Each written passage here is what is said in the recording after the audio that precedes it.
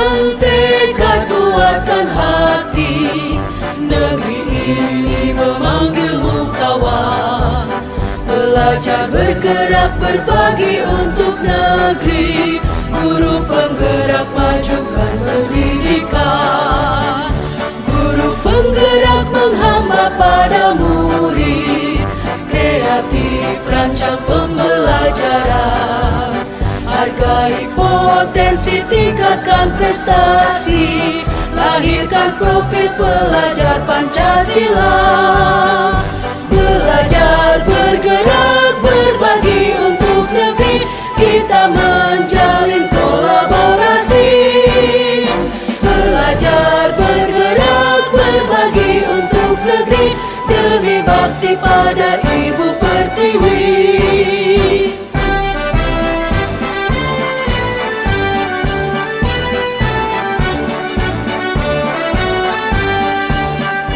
Bulatkan tekad, kuatkan hati, negeri ini memanggilmu kawan. Belajar, bergerak, berbagi untuk negeri. Guru penggerak, majukan pendidikan. Guru penggerak menghamba pada murid. Kreatif, rancang pembelajaran. Hargai potensi, tingkatkan prestasi. Lahirkan profil pelajar Pancasila. Belajar, bergerak, berbagi untuk negeri. Kita menjalin kolaborasi. Belajar, bergerak, berbagi untuk negeri. Demi bakti pada Ibu Pertiwi. Belajar, bergerak, berbagi untuk negeri. Kita menjalin kolaborasi. Belajar, bergerak, berbagi untuk negeri. Demi bakti pada Ibu Pertiwi. Demi bakti pada Ibu Pertiwi.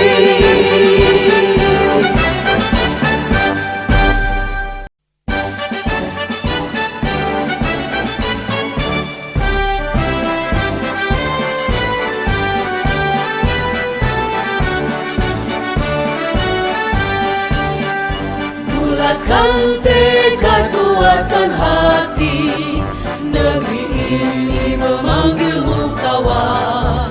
Belajar, bergerak, berbagi untuk negeri. Guru penggerak, majukan pendidikan. Guru penggerak menghamba pada murid. Kreatif, rancang pembelajaran. Hargai potensi, tingkatkan prestasi. Lahirkan profil pelajar Pancasila. Belajar, bergerak, berbagi untuk negeri. Kita menjalin kolaborasi.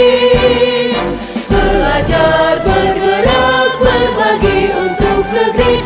Demi bakti pada Ibu Pertiwi.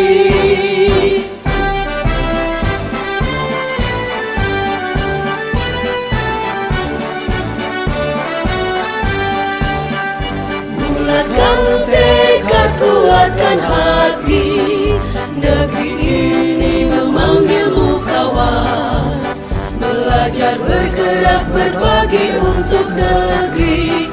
Guru penggerak, majukan pendidikan.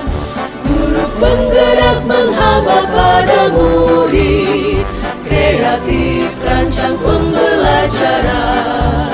Hargai potensi, tingkatkan prestasi. Lahirkan profil pelajar Pancasila. Belajar, bergerak, berbagi untuk negeri. Kita menjalin kolaborasi. Belajar, bergerak, berbagi untuk negeri. Demi bakti pada Ibu Pertiwi. Belajar, bergerak, berbagi untuk negeri.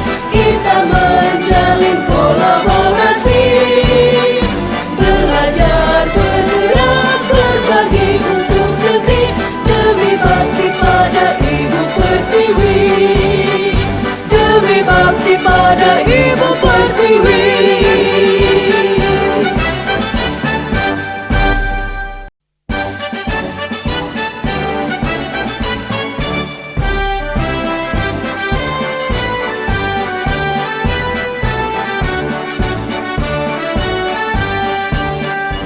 Bulatkan tekad, kuatkan hati, negeri ini memanggilmu kawan. Belajar bergerak berbagi untuk negeri, guru penggerak majukan pendidikan. Guru penggerak menghamba pada murid, kreatif rancang pembelajaran. Hargai potensi, tingkatkan prestasi, lahirkan profil pelajar Pancasila. Belajar bergerak berbagi untuk negeri. Satu, masuk kelas tepat waktu. Yang kedua, selalu menjaga kebersihan dan keindahan kelas. Yang ketiga, selalu bekerjasama dan saling membantu. Keempat, saling menghargai dan menghormati. Yang kelima, mematuhi tata tertib kelas. Dari sekolah, tidak lambat masuk kelas, menjaga fasilitas sekolah dan tidak merusak, tidak merusak program di kelas. Kita harus menjaga kelas dengan baik dan membuang sampah pada tempatnya. Jangan mengotori kelas, tidak boleh mengotori kelas, tidak keluar masuk dari kelas. Janganlah kamu mengotori ruang kelasmu. Bawa buku sesuai jadwal pelajaran. Jangan bercerita saat guru masuk. Silakan teman-teman ke sekolah untuk membersihkan ruang kelas, menghargai guru saat menjelaskan, dan menjaga kebersihan sekolah.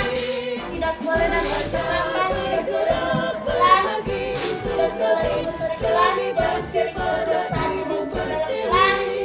Jangan membuang sampah sembarangan. Jangan membuang sampah sembarangan. Jaga kebersihan kelas, buang sampah pada tempatnya. Melarang teman-teman untuk main bola dalam kelas, apalagi mengajak kelas lain. Kita harus menjaga kelas kita dengan baik.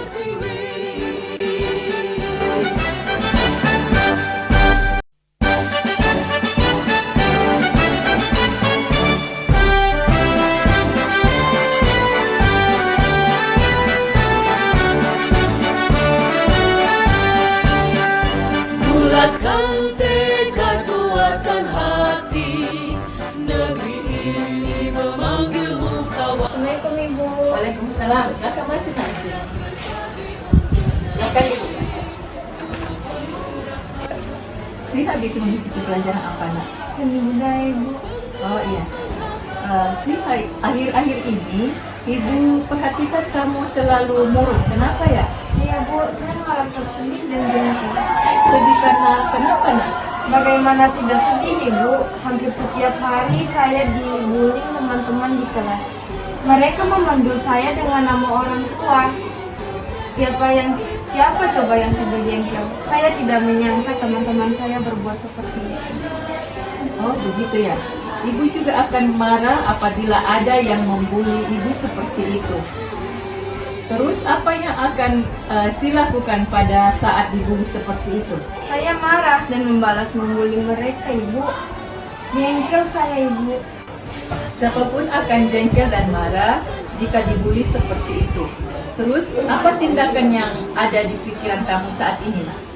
Ini rasanya saya memukul mereka Bu. Oh, kamu ingin melakukan hal itu tentu ada alasannya bukan? Pasti Bu. Saya tidak bisa terima kalau setiap hari saya dibully dengan memanggil saya bukan dengan nama saya, tetapi dengan nama orang tua saya.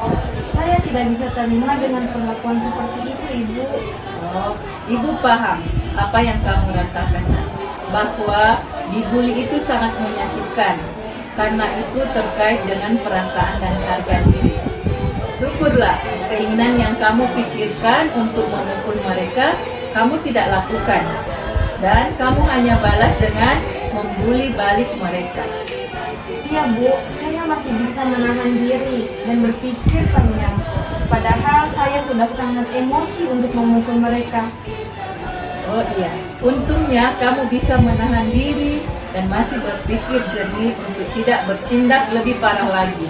Iya Bu. Sekarang coba kita kembali ke masalah kamu membalas membuli teman-teman kamu di kelas. Dengan membuli balik, apakah sesuai dengan keyakinan kelas atau sesuai dengan karakter kamu? Ya tidaklah Bu. Saya juga tidak ingin ada masalah dengan teman-teman di kelas. Tidak enak juga Bu kalau banyak masalah. Oke, menurut kamu keyakinan mana atau prinsip mana yang kurang sesuai dengan kamu? Ya, saya sebenarnya sangat menghargai orang lain. Mungkin awal itu saya sangat jengkel dan emosi, akhirnya tidak menunjukkan sikap itu. Namun ada juga keyakinan yang kita sepakati yang perlu kita jalankan apabila kita sedang emosi, bukan? Ya, sepertinya saya harus lebih bersabar, bisa menahan diri. Kalau kamu memperbaiki masalah ini, kamu menjadi orang seperti apa, nak? Saya akan menjadi orang yang bisa mengolah emosi, bisa menahan diri dan berpikir jernih sebelum melakukan tindakan. Oh iya, menurut kamu bagaimana rasanya menjadi orang seperti itu? Dan tentunya saya merasa senang dan bangga bisa lebih bersabar dan menahan diri. Baiklah, kalau seperti begitu, mari kita pikirkan bagaimana memperbaiki masalah ini. Kreatif rancang pembelajaran, hargai potensi, tingkatkan prestasi, lahirkan profil pelajar Pancasila, belajar bergerak berbagi untuk negeri demi bakti pada Ibu Pertiwi, demi bakti pada Ibu Pertiwi.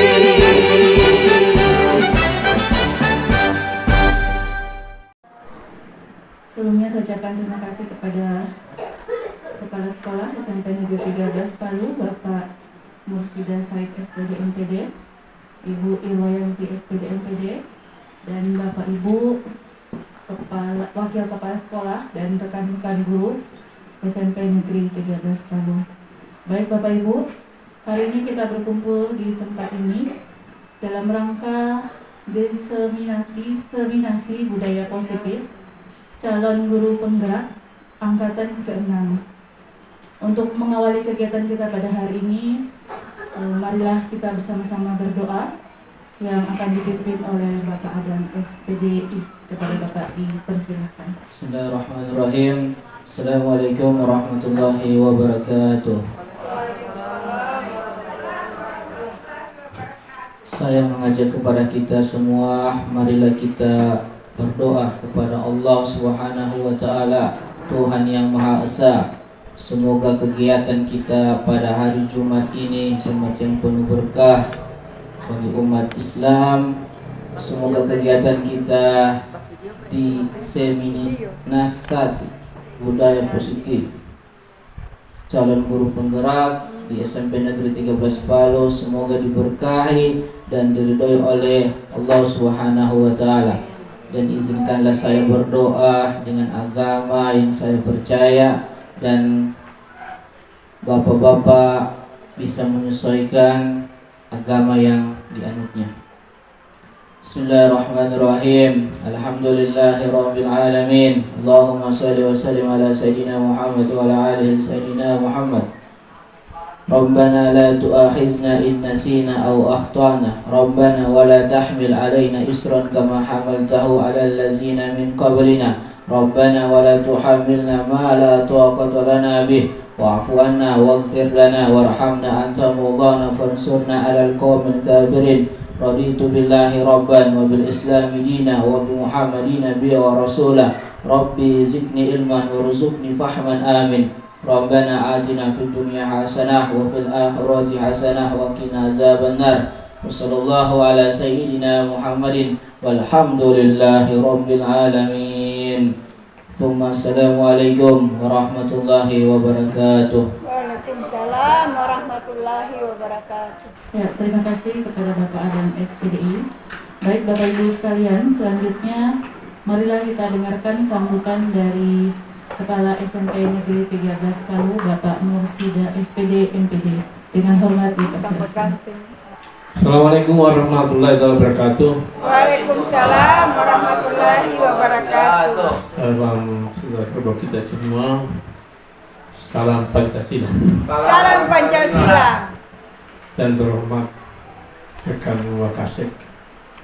Dan terhormat calon guru penggerak. Yang terhormat seluruh rekan-rekan guru SMP Negeri 13 Palu. Puji syukur Allah karena pada hari ini kita masih diberi kesehatan, kesempatan dalam rangka kegiatan seminar budaya positif, yaitu calon guru penggerak. Insyaallah hari ini berjalan dengan lancar. Kemudian kalau kita menjaga salam dan salawat kita besar Muhammad Rasulullah SAW. Adapun yang perlu saya sampaikan pada hari ini, ya oke, kita lanjut. Ya. Ini sebenarnya SMP 13 ini beruntung, ya, dapat calon guru penggerak, ya. Tidak semua sekolah punya itu. Ini istilahnya modal, ya. Kalau salah satunya, kalau mau sekolah penggerak harus ada guru penggeraknya, kan begitu. Insya Allah ke depan itu Ibu siapa? Irwayanti ini modal, ya, untuk SMP 13. Nah, insya Allah ke depan beliau ini dia yang menggerakkan di sekolah nanti, ya. Nah, menggerakkan seluruh guru-guru, ya. Nah, tapi saya juga apa istilahnya, ini kan guru penggerak harus diberikan pemahaman teman-teman ini supaya bisa juga mendaftar yang masih muda-muda itu, ya. Mudah-mudah supaya dia tahu, jangan dijadikan beban, ya. Jadikanlah untuk kemajuan untuk diri kita. Nah itu sebenarnya ini banyak ilmu ini kan sebenarnya. Kenapa pemerintah mengadakan ini? Tentu ada istilahnya kemajuan suatu guru, ya, itu. Nah inilah contoh. Ini luar biasa, harus menguasai teknologi di sini memang, ya. Guru-guru yang menguasai teknologi ini contoh sudah. Ya, di atas dia bisa mampu membuat apa itu seperti ya PowerPoint dan lain-lain sebagainya, ya, gambar-gambar apa, animasi dan lain-lain sebagainya. Itu memang harus kuasai teknologi YouTube dan sebagainya, ya. Itu kan pembelajaran YouTube itu ada, ya.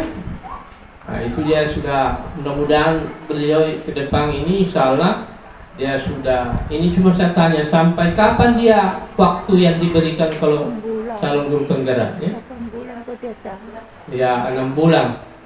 Nah, tentu syarat-syarat jadi guru penggerak nanti disampaikan sama teman yang masih muda ini, ya. Nah, kenapa mesti ada guru penggerak? Apa syaratnya jadi guru penggerak? Ya kan begitu.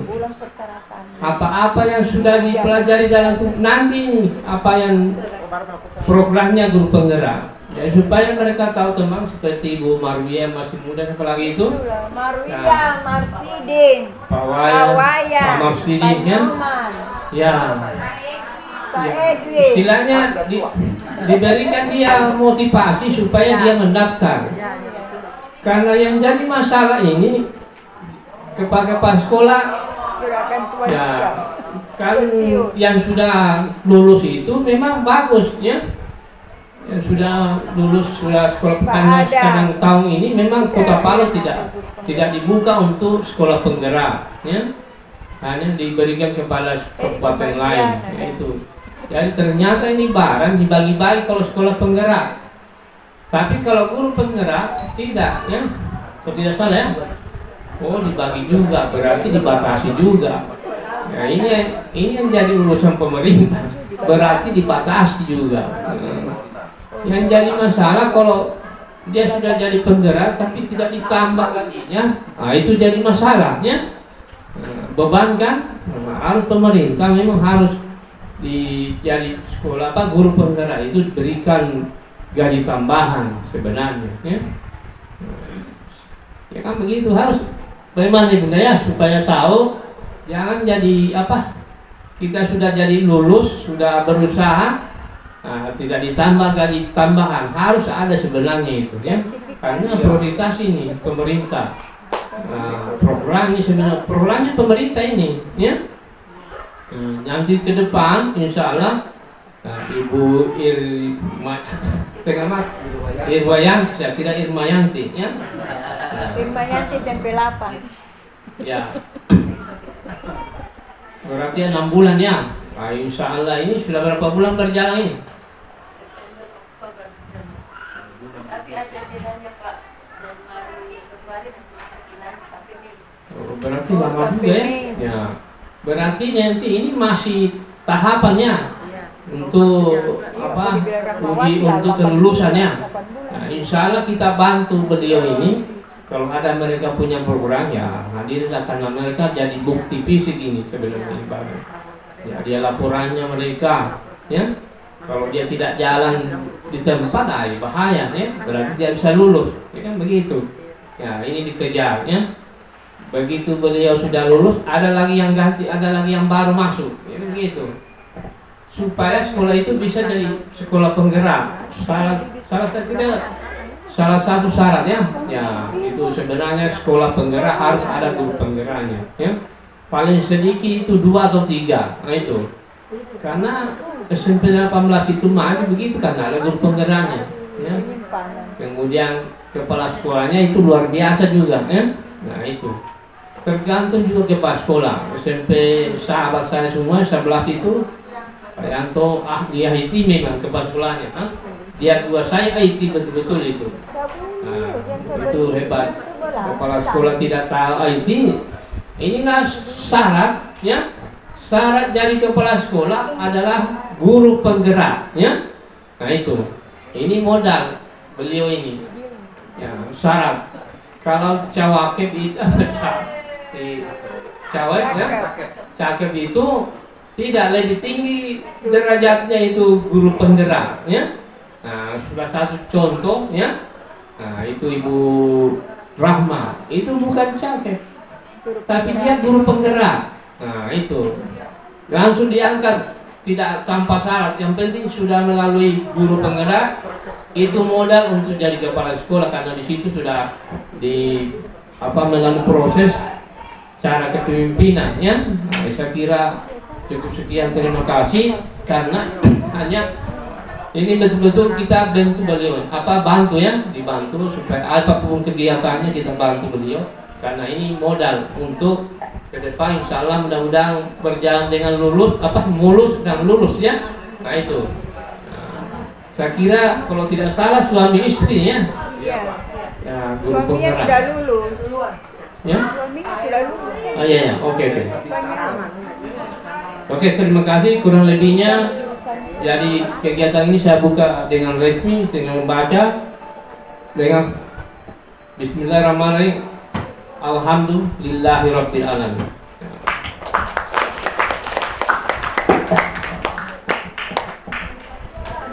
Ya, terima kasih kami ucapkan kepada Bapak Kepala Sekolah. Terima kasih Pak. Insya Allah arahan dari Bapak tadi akan insya Allah akan menjadi motivasi untuk kita semua.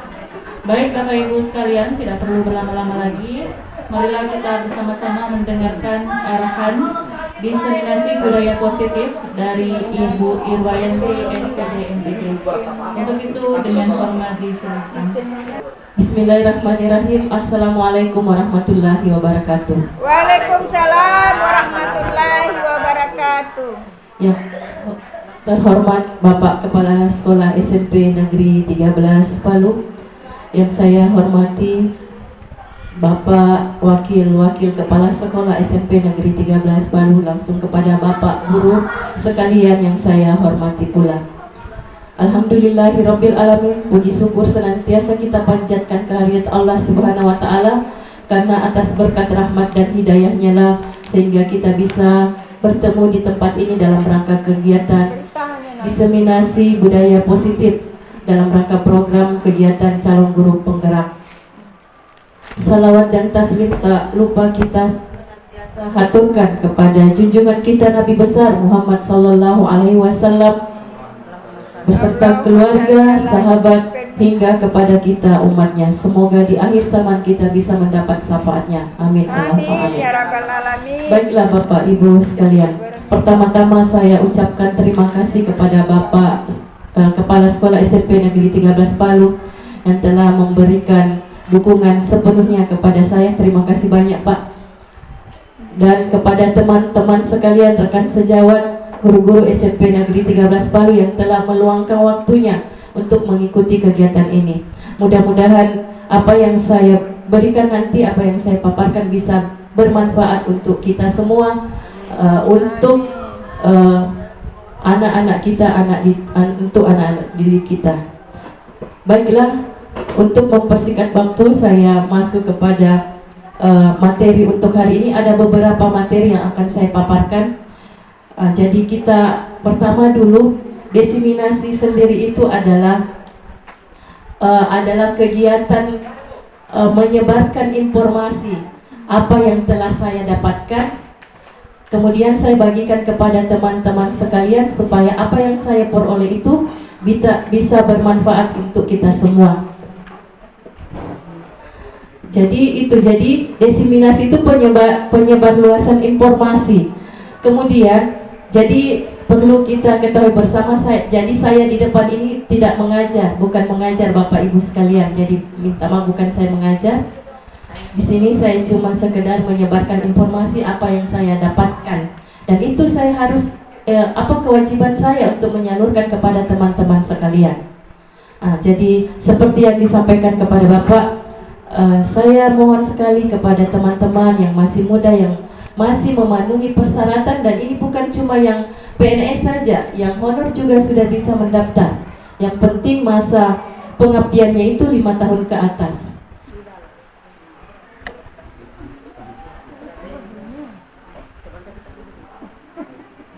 Jadi materi kita yang pertama adalah perubahan paradigma belajar. Jadi perubahan paradigma belajar ini jadi perubahan keyakinan apa yang telah kita yakini selama ini.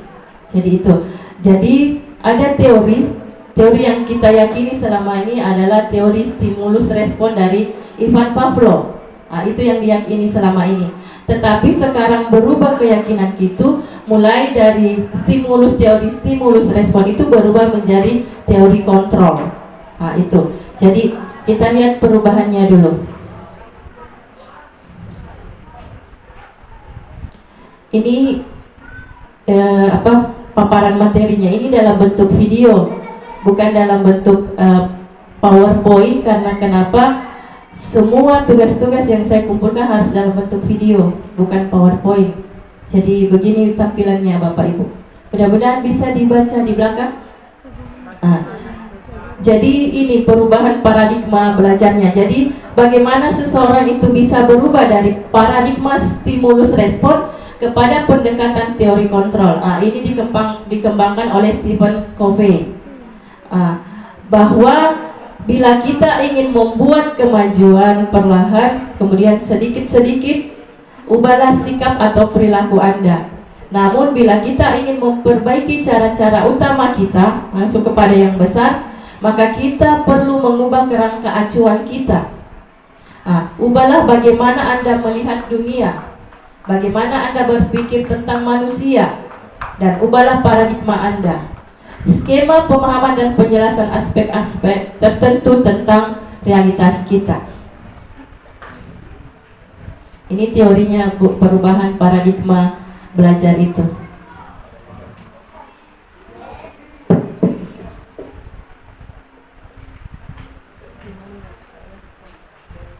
Jadi ini skemanya.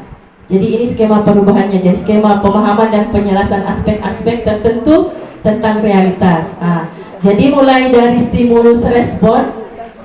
Kalau keyakinan kita yang lama stimulus respon bahwa realitas atau kebutuhan itu kita sama, berubah menjadi teori kontrol bahwa kebutuhan kita itu berbeda-beda. Itu perbedaannya di situ. Kemudian semua orang melihat hal yang sama, tetapi kalau menurut teori kontrol setiap orang memiliki gambaran yang berbeda. Begini nanti skema nanti ini yang kita akan terapkan kepada murid-murid kita di kelas. Jadi kita tidak melihat realitas kebutuhan murid kita itu sama di dalam kelas. Pasti akan berbeda. Tidak sama kebutuhan mereka di dalam kelas. Makanya diperlakukan berbeda pula. Bahwa dikatakan adil itu tidak harus selalu sama. Adil itu sesuai dengan kebutuhan dari setiap murid-murid kita itu sendiri. Itu. Kemudian selanjutnya yang ketiga, kita mencoba mengubah agar orang berpandangan sama dengan diri kita, dengan kita. Ternyata kita berusaha memahami pandangan orang lain tentang dunia. Jadi tidak harus sama pandangannya, harus sama, tidak. Kemudian perilaku buruk dilihat sebagai suatu kesalahan. Ini kalau menurut teori stimulus respon. Tetapi kalau menurut teori kontrol, semua perilaku itu memiliki tujuan. Mau itu kesalahan, mau itu perilaku yang baik, itu pasti ada tujuannya mereka berbuat begitu. Itu dilihat nanti lagi kepada muridnya kita. Jadi dia berbuat kesalahan itu pasti ada latar belakangnya, ada tujuan sehingga dia berperilaku seperti itu. Selanjutnya, saya bisa mengontrol orang lain. Kalau menurut teori kontrol, Anda tidak bisa mengontrol orang lain. Hanya dirinya sendiri yang bisa mengontrol dirinya, tidak dikontrol oleh orang lain. Selanjutnya, pemaksaan ada pada saat bujukan yang gagal. Kalau teori kontrol, kolaborasi dan konsensus menciptakan pilihan-pilihan yang baru. Jadi diperlukan teori kontrol ini adalah yang utama adalah kolaborasi. Dimanapun kita berada itu yang diperlukan adalah kolaborasi, Bapak Ibu. Di sini pun saya berada di sini itu yang diperlukan adalah kolaborasi. Kalau tidak ada kerjasama antara saya, kepala sekolah dan rekan-rekan guru serta murid, ini tidak bakalan terjadi, tidak akan tercipta. Begitupun program-program saya ke depan. Selanjutnya, model berpikir kalau di stimulus respon itu model berpikirnya menang atau kalah. Tetapi di teori kontrol, teorinya itu adalah model berpikirnya itu menang dan menang. Itu. Ini skema perubahan dalam paradigma perubahan dalam belajar. Jadi kita berangkat dari teori stimulus respon ke teori kontrol. Itu. Selanjutnya, sekarang kita masuk pada makna kata disiplin. Ini yang kadang agak berat kita lakukan di sekolah ini, menegakkan disiplin kepada murid-murid kita, anak-anak kita. Jadi sekarang kita kayaknya sebutannya tidak kembali ke masa lalu ya. Jadi kalau di guru penggerak itu tidak dikatakan siswa atau peserta didik Ibu, bahasanya kembali ke murid-murid. Makanya saya sampaikan juga jadi harus seperti itu, karena kita disampaikan di sana itu pakai kata murid, bukan peserta didik atau siswa. Jadi makna kata disiplin itu sendiri, ini berangkat dari filosofi pemikiran pendidikan dari Ki Hajar Dewantara ini. Sebenarnya modul 1 di pendidikan guru penggerak itu materinya adalah filosofi pemikiran pendidikan dari Ki Hajar Dewantara. Jadi pemikiran Ki Hajar Dewantara ini sejalan dengan pandangan Dian Goslen dalam bukunya Restructuring School Discipline tahun 2001, menyatakan bahwa arti kata disiplin berasal dari bahasa Latin disciplina yang artinya belajar. Kata disiplin berasal dari akar kata yang sama dari disciple atau murid atau pengikut. Untuk menjadi seorang murid atau pengikut, seseorang harus paham betul alasan mengapa mereka mengikuti suatu aliran atau ajaran tertentu. Sehingga motivasi yang terbangun adalah motivasi intrinsik, bukan motivasi ekstrinsik. Jadi diharapkan dalam penerapan disiplin ini kepada murid kita itu adalah motivasi intrinsik yang berasal dari motivasi dari dalam dirinya, bukan motivasi dari luar dirinya, karena dia mengikuti disiplin karena takut dihukum, karena ingin mendapatkan penghargaan. Bukan seperti itu. Yang diharapkan adalah memang betul-betul real motivasi dalam dirinya bahwa ini adalah kewajiban yang harus saya laksanakan, yang saya harus ikuti, seperti itu. Ini skema besarnya materi kita hari ini. Jadi disiplin positif itu, ini yang sebentar saya uraikan satu persatu. Dari disiplin positif tadi sudah dari teori kontrol ke teori pilihan. Jadi yang tadi sudah saya jelaskan tentang makna disiplin itu sendiri.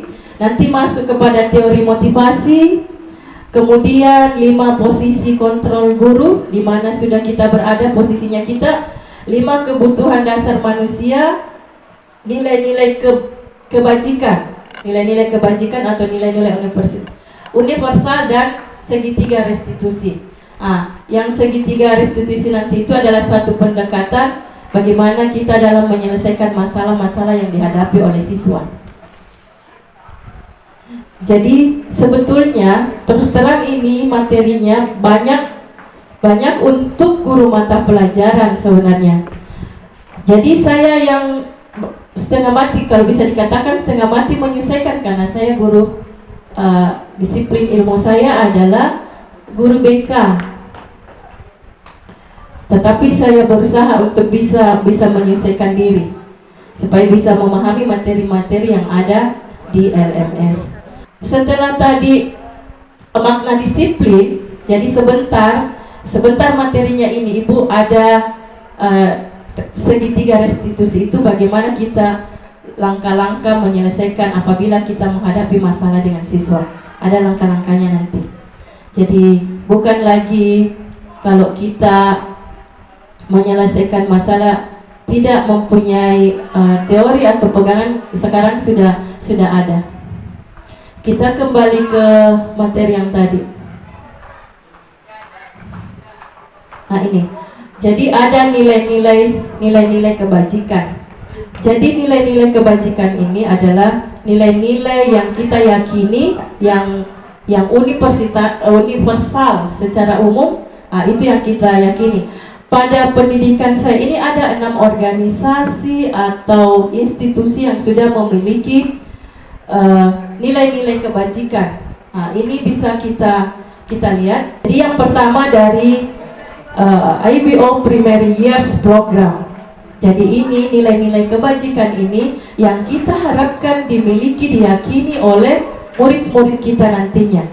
Ini institusi pertama. Jadi sikap muridnya itu diharapkan dia bisa bertoleransi, ada rasa hormatnya, dia bisa integritas, bisa mandiri, bisa menghargai dan antusias. Di sini juga dia bisa berempati, ada keinginan tahuan mereka, ada kreativitasnya, ada kerjasama, percaya diri dan komitmen.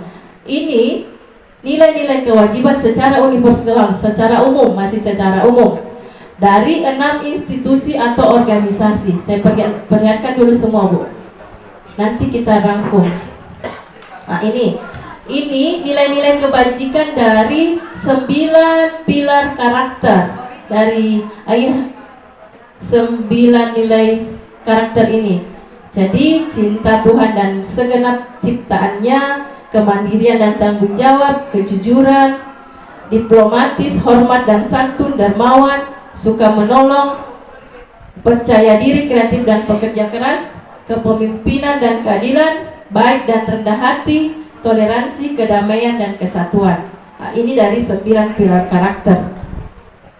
Tetapi dalam karakter-karakter ini, nilai kebajikan ini yang secara universal, kemudian ada salah satu yang diterapkan, yang diinginkan untuk anak-anak Indonesia adalah profil pelajar Pancasila. Ini adalah rangkuman dari nilai-nilai kebajikan secara universal ini. Nah, ini sudah hafal semua Bapak Ibu profil pelajar Pancasila? Ada berapa? Ada berapa Bapak Ibu? 5. Ya, ada. Berapa?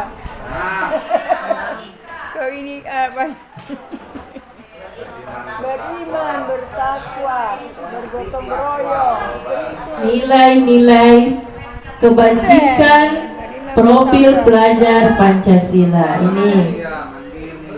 Mandiri, bernalar kritis, Beriman, bertakwa kepada Tuhan Yang Maha Esa dan Maha Mulia, mandiri, bernalar kritis, berkebinekaan global, bergotong royong dan kreatif. Jadi ada 6.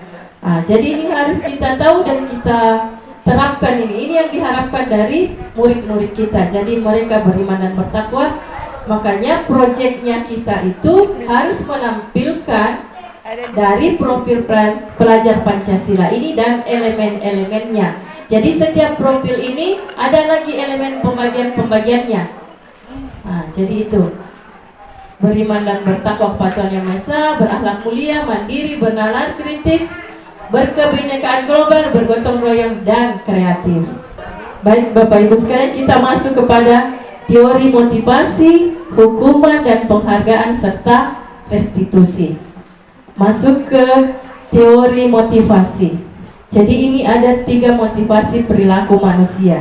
3 motivasi perilaku ini dari teori Dain Gos dalam bukunya Restoring School Discipline menyatakan 3 motivasi perilaku manusia. Yang pertama, untuk menghindari ketidaknyamanan atau hukuman. Kedua, untuk mendapatkan imbalan atau penghargaan dari orang lain. Yang ketiga, untuk menjadi orang yang mereka inginkan dan menghargai diri sendiri dengan nilai-nilai yang mereka percayai. Jadi 3 motivasi ini seperti yang saya katakan tadi, 3 motivasi ini berhubungan dengan disiplin tadi, makna disiplin itu. Jadi kadang orang-orang melakukan disiplin itu bukan cuma murid kita juga. Kadang kita melakukan disiplin itu dilihat dari 3 motivasi ini. Kadang yang 1-2 saja yang kita lakukan, jadi motivasi ekstrinsik.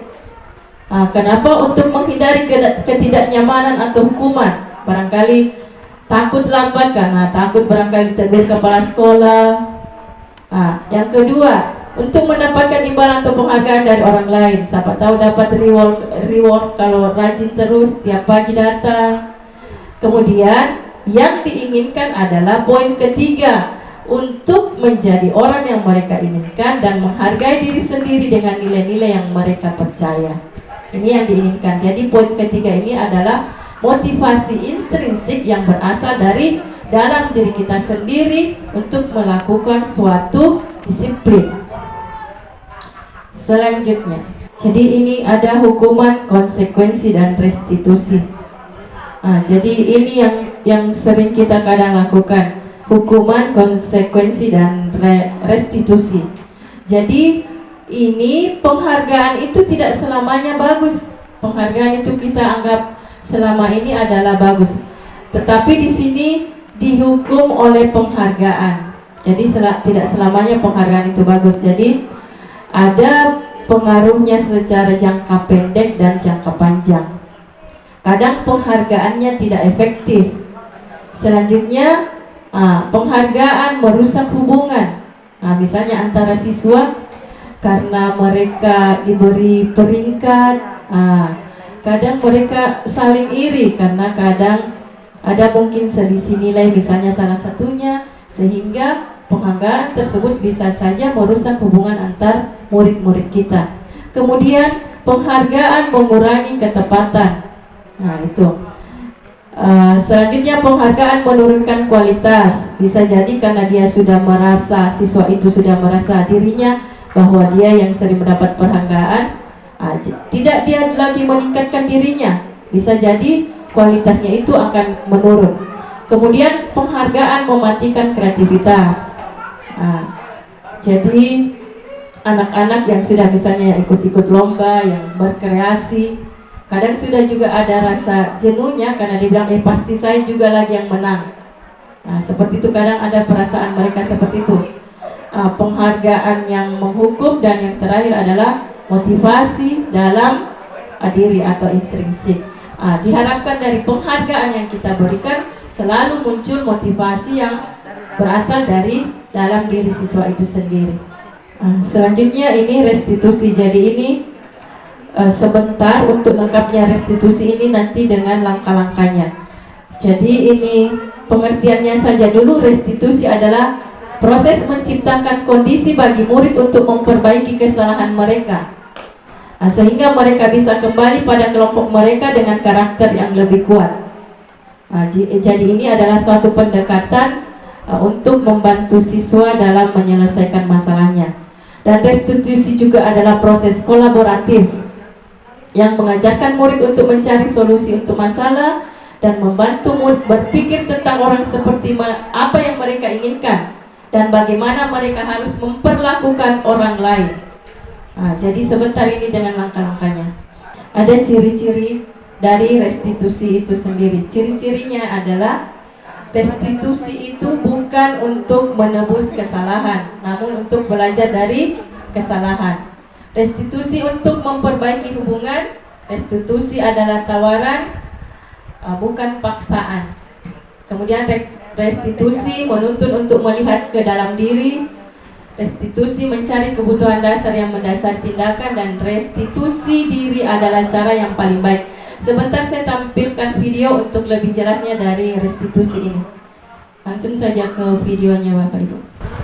Dilakukan oleh guru adalah memahami kebutuhan dasar yang mendasari perilaku murid.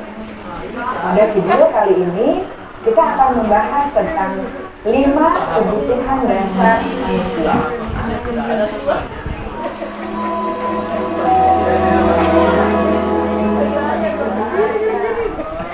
Dihajar Dewantara dalam salah satu tulisannya mengatakan, kita ambil contoh. Silakan disimak videonya Bapak Ibu untuk lebih jelasnya dari materi-materinya.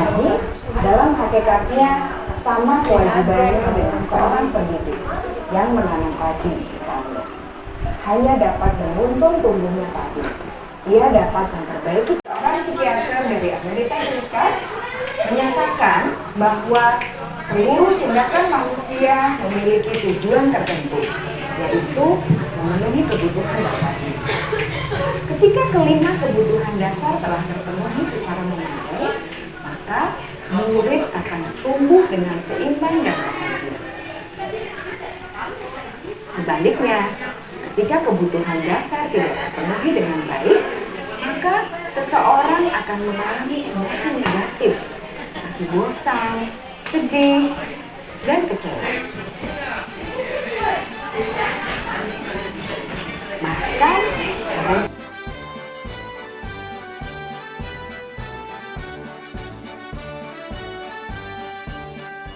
bulatkan tekad, kuatkan hati, negeri ini memanggilmu kawan. Belajar bergerak berbagi untuk negeri, guru penggerak majukan pendidikan. Guru penggerak menghamba pada murid, kreatif rancang pembelajaran. Hargai potensi, tingkatkan prestasi, lahirkan profil pelajar Pancasila. Belajar bergerak berbagi untuk negeri, kita menjalin kolaborasi. Belajar bergerak berbagi untuk negeri, demi bakti pada Ibu Pertiwi.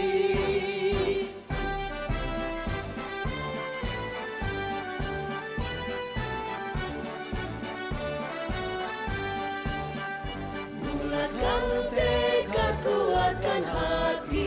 5 posisi kontrol guru. Posisi penghukum, posisi pembuat merasa bersalah, posisi teman, posisi pemantau atau monitor, dan posisi manajer. Dari 5 posisi ini Kira-kira kita sampai saat ini berada di posisi mana? Ini Dari posisi ini adalah agar murid dapat berefleksi atas tindakannya. Guru akan dengan tulus memberikan pertanyaan-pertanyaan bermakna, sehingga membuat murid dapat belajar dari kesalahannya dan mencari sebuah solusi untuk menyelesaikannya.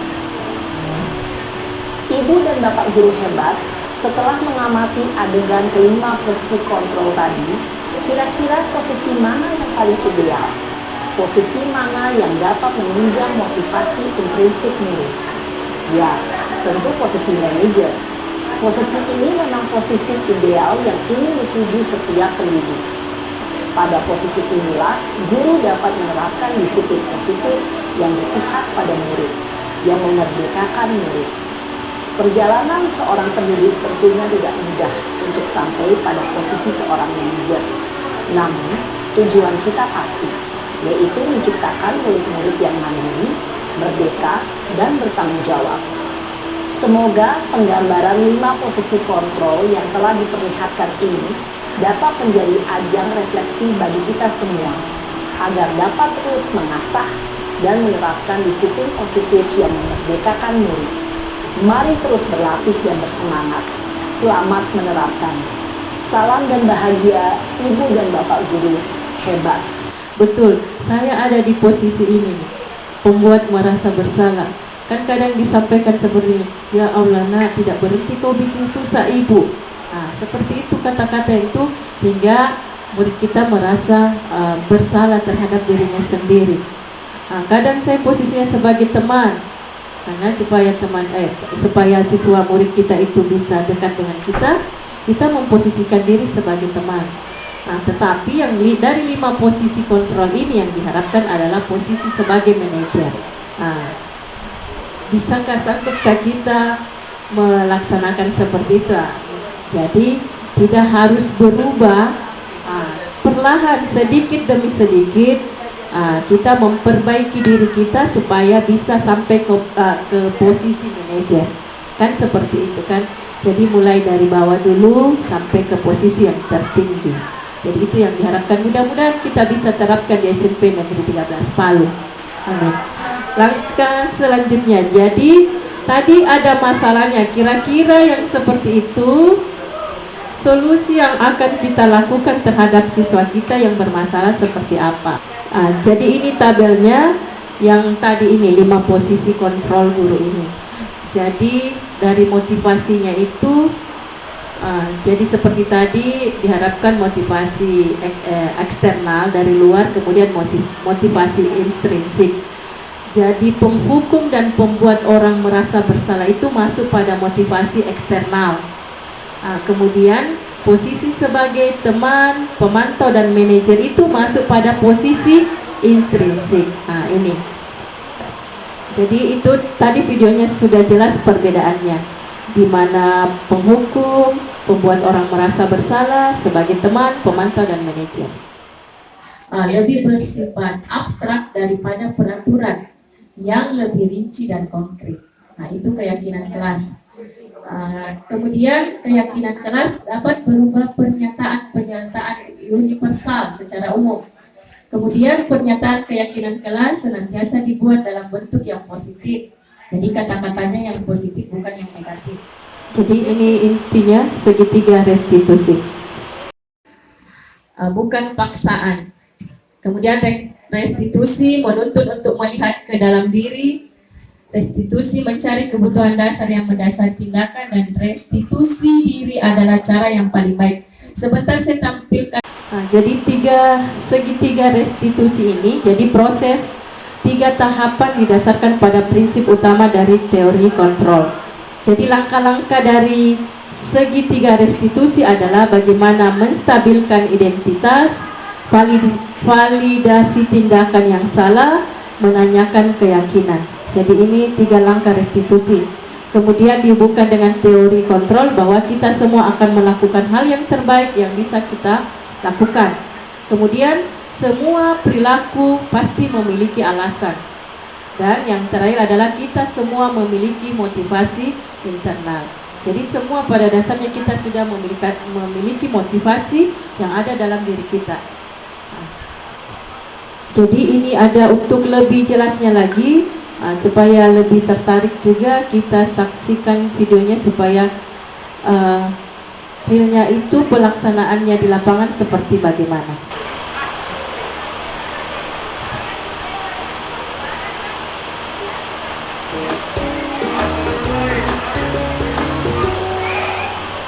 Salam dan bahagia Ibu dan Bapak Guru hebat.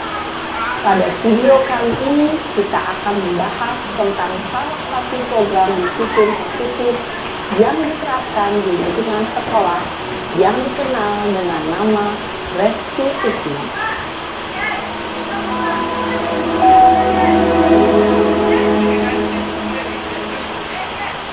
Restitusi dikembangkan oleh pakar pendidikan Diane Dawson berlandaskan pada teori kontrol Dr. William Glasser. Segitiga restitusi adalah suatu proses dialog yang dijalankan oleh guru atau orang tua agar dapat menghasilkan murid yang mandiri dan bertanggung jawab. Pada saat guru di posisi manajer, aspek yang dikembangkan pada murid adalah motivasi intrinsik, sehingga penanaman nilai-nilai kebajikan dapat tumbuh dan berkembang menjadi suatu kebiasaan positif yang akhirnya membentuk karakter murid. Proses dialog ini terdiri dari 3 langkah yang digambarkan pada ketiga sisi pada segitiga restitusi. Sisi pertama adalah menstabilkan identitas. Sisi yang kedua adalah validasi tindakan yang salah. Dan sisi yang ketiga adalah menanamkan keyakinan. Ibu dan Bapak Guru, berikut ini akan ditunjukkan bagaimana seorang guru berada dalam posisi manajer menggunakan penerapan segitiga restitusi.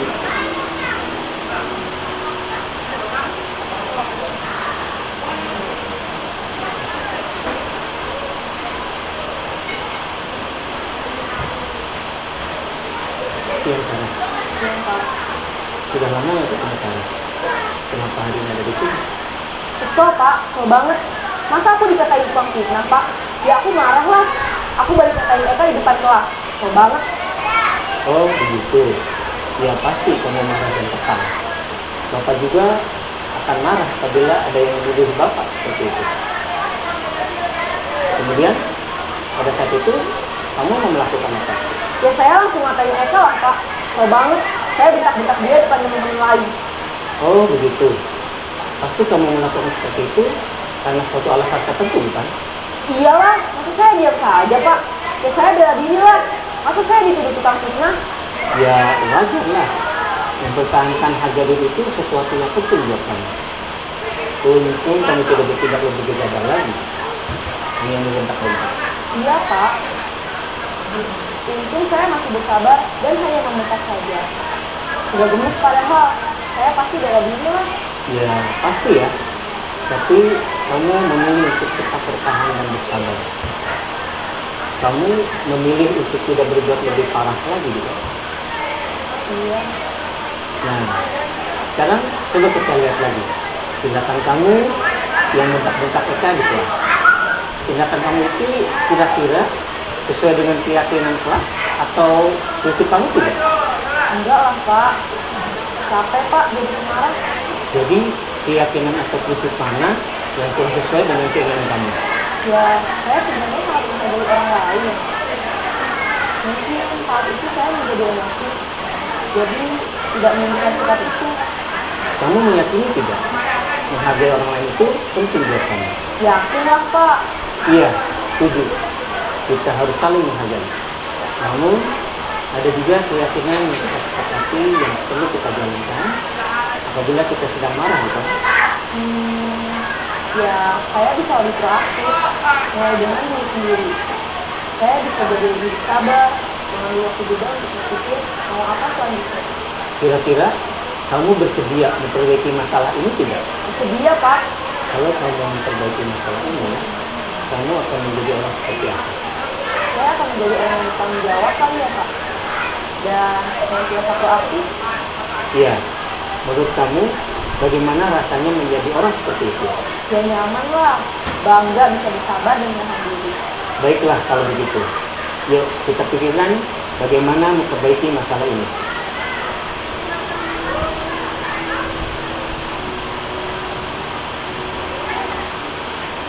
Ibu dan Bapak guru hebat. Baru saja kita menyaksikan contoh bagaimana seorang guru berada dalam posisi manajer menggunakan penerapan segitiga restitusi. Mari kita bahas satu persatu. Pada sisi pertama, menstabilkan identitas berdasarkan pada prinsip bahwa membuat kesalahan adalah bagian dari proses pembelajaran. Sisi pertama dari segitiga ini berperan menggeser identitas murid dari identitas gagal ke identitas sukses. Murid yang sedang bertingkah laku yang tidak pantas atau menarik diri saat itu sedang mengalami identitas gagal. Bila kita mengkritiknya, maka posisinya tidak akan berubah. Kita bisa mengajukan pernyataan-pernyataan ini. 1. Membuat kesalahan sesuatu yang wajar. 2. Manusia tidak ada yang sempurna. 3. Kita bisa memperbaiki masalah ini. 4. Saya tidak menanyakan kesalahannya. Saya lebih fokus bagaimana memperbaiki masalah ini. 5. Apakah saat ini kamu telah menjadi orang yang baik untuk dirimu sendiri? Pada sisi kedua, validasi tindakan yang salah berlandaskan pada prinsip bahwa setiap perilaku berupaya memenuhi suatu kebutuhan tertentu. Guru yang telah memahami teori kontrol akan bergeser dari pemikiran stimulus respon menjadi proaktif dan mencoba untuk mengenali tujuan dari perilaku murid, mengenali dan mengakui kebutuhan murid ini dapat memperbaiki hubungan dengan murid tersebut. Pernyataan atau pertanyaan bisa disampaikan dengan nada suara tidak menghakimi atau memojokkan, sehingga dapat mengembalikan murid pada posisi positif. 1. Kamu bisa saja bertindak lebih gegabah lagi dari ini. 2. Kamu bukan melakukannya tanpa suatu alasan tertentu. 3. Kamu melakukannya karena mempertahankan sesuatu yang penting bagimu. 4. Mungkin kamu bisa mempelajari suatu perilaku baru yang lebih efektif. Bersediakah kamu mempelajarinya? Selanjutnya, kita akan simak sisi terakhir, yaitu menanyakan keyakinan. Teori kontrol menyatakan bahwa pada dasarnya kita termotivasi secara intrinsik. Pada saat perilaku yang salah telah divalidasi dan identitas sukses telah stabil, maka murid telah siap menaikkan keyakinan-keyakinannya dengan tindakannya yang salah, dan pemikirannya telah bergeser ingin menjadi orang yang dituju. Pertanyaan-pertanyaan ini dapat menaikkan keyakinan-keyakinan yang dianut murid. 1. Sebagai keluarga atau kelas, apa yang kita yakini? 2. Nilai-nilai apa yang telah kita sepakati? Ini harapan saya mudah-mudahan apa yang saya diseminasikan pada hari ini bisa bermanfaat untuk Bapak Ibu sekalian dan bisa diterapkan kepada siswa-siswa kita di kelas atau di sekolah ini. Mungkin masih ada hal-hal yang belum jelas yang saya paparkan tadi. Saya mungkin silakan ya. Bismillahirrahmanirrahim. Assalamualaikum warahmatullahi wabarakatuh. Waalaikumsalam warahmatullahi wabarakatuh. Selamat siang. Terima kasih kepada Ibu CGP ya tentang dengan materi yang telah diberikan. Dari materi yang diberikan dengan melihat video-video tadi sangat-sangat menarik ya. Jadi tadi ada kategori guru ini masuk di mana kan? Dari posisi yang telah diberikan. Nah, tadi dari kelima tadi yang paling kena adalah posisi guru sebagai manajer. Ya, di sini mungkin yang ingin saya tanyakan apa saja peranan guru sebagai manajer dalam proses pengajaran. Mungkin itu dulu yang ditahu sebagai dasar ilmu untuk kami-kami, sehingga bisa lebih meningkatkan atau berkeinginan untuk menjadi CGP. Terima kasih.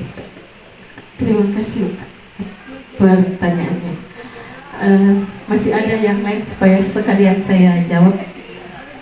Silahkan Ibu Maria.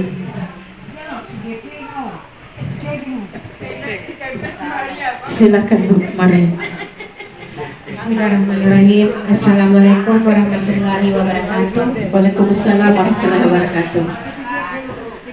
Tadi dibahas mengenai keyakinan kelas. Jadi yang saya tanyakan, apa perbedaannya keyakinan kelas itu dengan peraturan kelas? Karena selama ini kan kita menggunakan peraturan di kelas. Mungkin Ibu Irma juga pernah mengajar di kelas 9C. Apakah peraturan kelas yang saya buat itu sudah termasuk dalam keyakinan kelas? Ya, terima kasih. Assalamualaikum warahmatullahi wabarakatuh. Waalaikumsalam warahmatullahi. Terima kasih Bu. Ada lagi? Satu lagi ya Bu ya, Pak ya, supaya sekalian saya jawab. Terima kasih atas kesempatan diberikan. Dengan waktu saya langsung ke pertanyaan saya.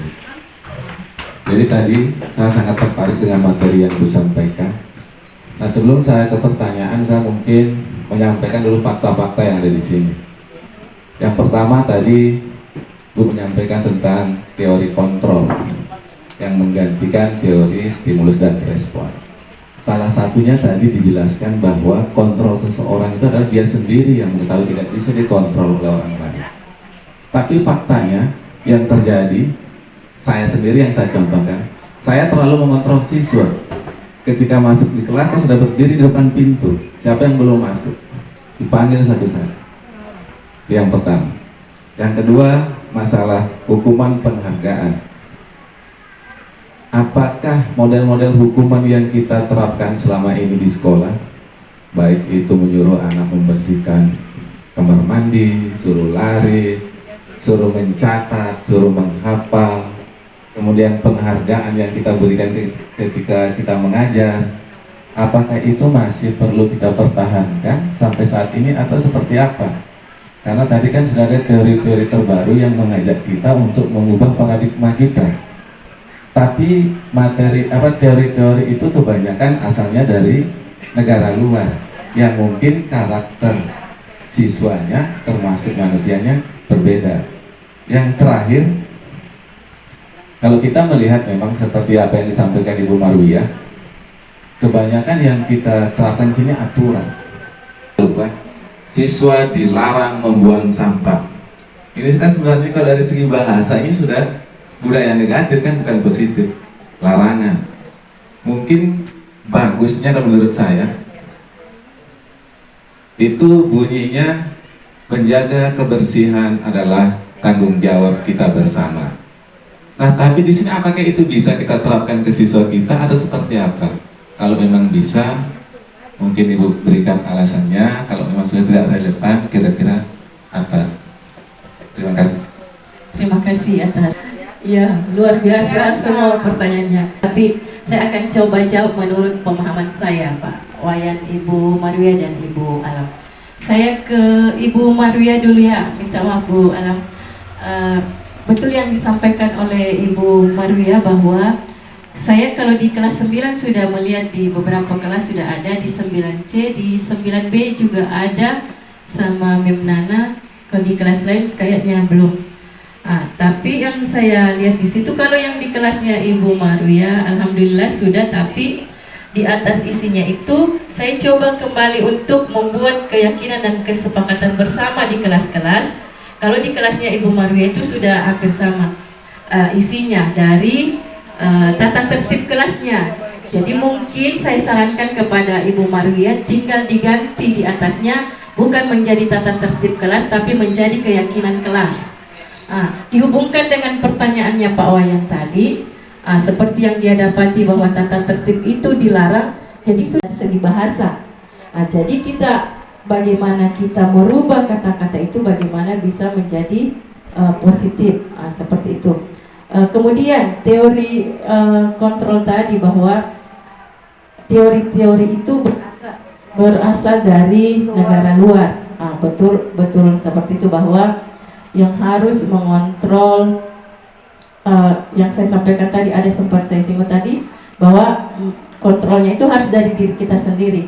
Jadi teori ini dari pemahaman saya bahwa itu yang idealnya, yang diharapkan. Tapi kan kadang segala sesuatu itu di luar dari apa yang kita harapkan, itulah yang menjadi masalahnya kita, yang harus kita selesaikan. Kerentangan antara kenyataan yang ada di lapangan, seperti itu, kenyataan dan harapan yang tidak sesuai. Jadi jawabannya saya mungkin seperti itu, Pak Wayan. Jadi berubahnya teori ini diharapkan bisa murid-murid kita, ya bukan langsung secara otomatis harus kita merubah seperti itu, tapi step by step barangkali kita bisa mengarah ke situ.